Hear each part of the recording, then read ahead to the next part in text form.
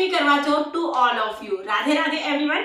आज की वीडियो में मैं आपको करवा चौथ की व्रत कथा सुनाऊंगी। तो देखिए, आप चाहें तो जहां पर हम करवा चौथ माता की आपने कैलेंडर लगाया है वहां पर भी आप करवा चौथ माता की कथा सुन सकते हैं, या आप चाहें तो ग्रुप में अपनी सखी सहेलियों के साथ, देवरानी जेठानी के साथ भी करवा चौथ व्रत की कथा सुन सकते हैं। यानी कथा आप कहीं पर भी सुन सकते हैं। पूजा आपको अपने घर में चौकी लगाकर करनी है। तो चलिए अभी मैं आपको करवा चौथ व्रत की कथा सुना देती हूँ।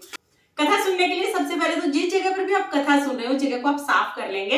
हम एक थाली ले लेंगे। अब हम थाली के ऊपर स्वास्तिक बना लेंगे। रोली से हमें स्वास्तिक बनाना है। तो देखिए, इस तरह से हमने स्वास्तिक बना दिया है। पहले हम स्वास्तिक बना लेंगे, उसके बाद हम गणेश जी को विराजमान करेंगे। तो आप चाहे तो गणेश जी की फोटो या मूर्ति ले सकते हैं, या जो सुपारी से बने हुए इस तरह के गणेश जी होते हैं ना, ये भी आप ले सकते हैं। तो यहाँ पर हम गणेश जी को विराजमान कर देंगे। अब हम सबसे पहले गणेश जी को तिलक कर देंगे, फिर हम लोटे को तिलक करेंगे, जिस लोटे से आप कथा सुन रहे हैं। उसके बाद अपने आप को तिलक करना है, और फिर अपने हाथ में थोड़े से गेहूं के दाने लेंगे। गेहूं, बाजरा, चावल, कोई भी अनाज आप ले सकते हैं।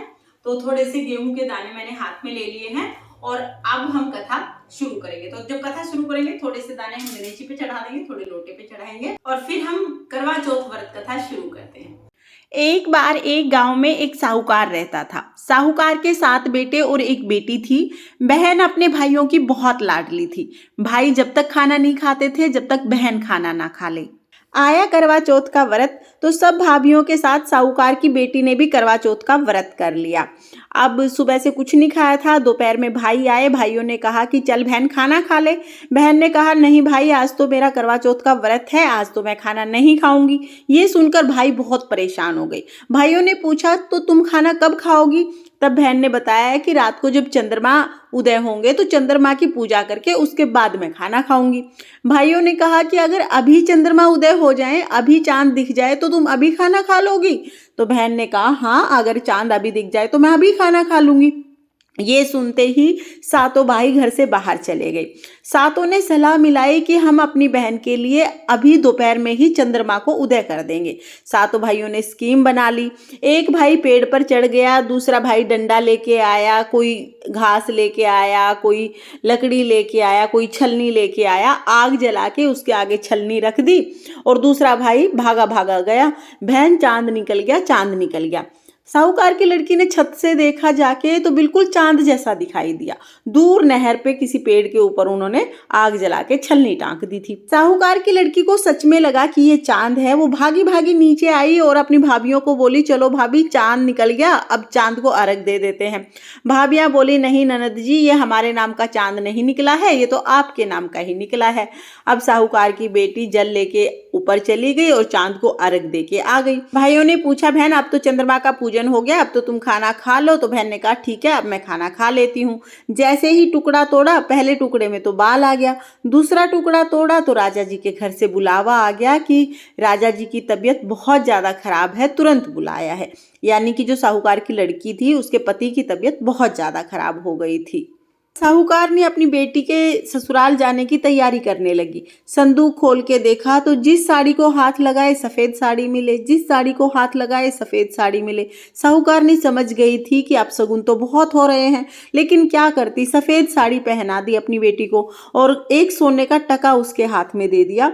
कहा बेटी, यहाँ से और ससुराल तक जो भी मिले सबके पैर पड़ते हुए जाना, सबके पैर छूते हुए जाना, और जो भी तुम्हें सदा सुहागन रहने का आशीर्वाद दे दे उसी को ये सोने का टका दे देना। साहूकार की बेटी सबके पैर छूते हुए जाने लगी। जब वो बिल्कुल अपने ससुराल में घर के पास पहुंच गई तो उसने देखा कि घर में बहुत ज्यादा लोग इकट्ठे हो गए हैं, क्योंकि उसके पति की मृत्यु हो गई थी। जैसे ही वो घर के अंदर गई तो घर के दरवाजे पर ही एक छोटी सी लड़की खड़ी थी। साहूकार की बेटी ने उस लड़की के पैर छुए तो लड़की ने कहा कि सदा सुहागन रहो। साहूकार की बेटी ने उस लड़की के पैर पकड़ लिए तो लड़की बोली सात भाइयों की बहन पैर छोड़, दिन में चांद उगावनी पैर छोड़, व्रत तोड़नी पैर छोड़, लेकिन साहूकार की बेटी ने पैर नहीं छोड़े। साहूकार की बेटी ने कहा कि माँ मेरे से गलती हो गई, गलती से मेरा व्रत टूट गया है, मैंने जानबूझ के नहीं तोड़ा, आपने मेरा सुहाग लिया है, आप ही मेरा सुहाग वापस देंगे। ये कहते कहते रोती बिलखती पैरों में ही पड़ी रही। छोटी सी जो लड़की थी वो तो करवा चौथ माता थी। करवा चौथ माता को उस पे दया आ गई। करवा चौथ माता ने अपनी उंगली से छींटे लगाए तो उसका पति जीवित हो गया, उठ के बैठ गया। साहूकार की बेटी को दोबारा सुहाग मिल गया। हे करवा चौथ माता, जैसे आपने साहूकार की बेटी के साथ पहले किया वैसे किसी के साथ मत करना, और जैसे उसके साथ बाद में किया, जैसे उसके सुहाग को जीवित किया, वैसे सबके साथ करना। इस कहानी को कहते सुनते हुकारा भरते सब पर अपनी कृपा दृष्टि बनाए रखना और सबको अटल सुहाग देना। ये थी करवा चौथ की व्रत कथा। करवा चौथ की व्रत कथा सुनने के बाद हम एक गणेश जी की कथा भी जरूर सुनेंगे। तो गणेश जी की कथा शुरू करते हैं। एक बार एक गांव में गणेश जी का मेला लगा था। गांव के सभी लोग मेला देखने जा रहे थे तो एक छोटी सी लड़की ने जिद की कि माँ मैं भी मेला देखने जाऊंगी। उसकी माँ ने कहा नहीं बेटा, तुम छोटी हो, गिर पड़ जाओगी, कहीं चोट लग जाएगी। लेकिन लड़की नहीं मानी, बोली कि नहीं माँ मैं भी मेला देखने जाऊंगी। माँ मान गई और 2 लड्डू 1 घंटी पानी देकर कहा कि 1 लड्डू और पानी तो गणेश जी को पिला देना, बचा हुआ लड्डू और पानी तुम पी लेना। लड़की लड्डू और पानी लेके मेले में चली गई। जाके सीधा गणेश जी के पास बैठ गई और बोली हे गणेश जी, 1 लड्डू और पानी तुम्हें, बचा हुआ लड्डू और पानी मुझे। ये कहते कहते सुबह से शाम हो गई। अब गांव के सब लोग मेले से वापस आने लगे। सबने कहा कि तुम भी वापस चलो। वो बोली नहीं, जब तक गणेश जी लड्डू खा के पानी नहीं पिएंगे तब तक मैं नहीं जाऊंगी। अब गणेश जी ने सोचा कि जब तक मैं लड्डू खा के पानी नहीं पीऊंगा ये तो नहीं जाएगी और इसका दोष मेरे सिर लगेगा। गणेश जी एक छोटे से लड़के के रूप में आए और बोले ले तेरा लड्डू खाया, ले तेरा पानी पिया, मांग जो मांगना है। तब लड़की सोचने लगी कि क्या मांगू, खेत मांगू, खलिहान मांगू, घर मांगू, महल मांगू, सुहाग मांगू, धन मांगू, बैल मांगू, क्या मांगू। अब लड़की सोच ही रही थी, तभी गणेश जी बोले कि जो जो तुमने सोचा है वो सब हो जाएगा, अब तुम अपने घर चली जाओ। लड़की अपने घर आ गई। माँ ने कहा बेटा बहुत देर लगा दी, कहाँ रह गई थी। तब लड़की ने कहा माँ तुमने ही तो कहा था कि गणेश जी को लड्डू खिला के पानी पिला के आना, मैं तो गणेश जी को लड्डू खिला के और पानी पिला के आई हूँ। जैसे ही लड़की ने ये बात कही पूरे घर में अंधन भर गया। जो जो लड़की ने सोचा था वो सारा सब कुछ हो गया। हे गणेश जी महाराज, जैसे आपने छोटी सी लड़की की इच्छा पूरी की, जैसे उनके घर को अंधन से भर दिया, वैसे ही इस कहानी को कहते सुनते हुकारा भरते सबके घर को अंधन से भर देना और सबकी सभी मनोकामनाएं पूर्ण करना। ये थी गणेश जी की कथा। इस तरह से हमारी करवा चौथ व्रत कथा पूर्ण होती है। कहानी सुनने के बाद जो हमने गेहूं के दाने लिए हैं ना, वो थोड़े से तो हम गणेश जी को समर्पित कर देंगे, थोड़े जल के लोटे में डाल देंगे, और बाकी जो भी गेहूं के दाने बच जाएंगे, जो भी अनाज आपने लिया है उसको हम अपने पल्लू से बांध लेंगे। अब ये जो गेहूं के दाने हैं इसी से हमें रात को चंद्रमा को अर्घ देना है, तो इसलिए ये हम अपने पल्लू के बांध लेंगे।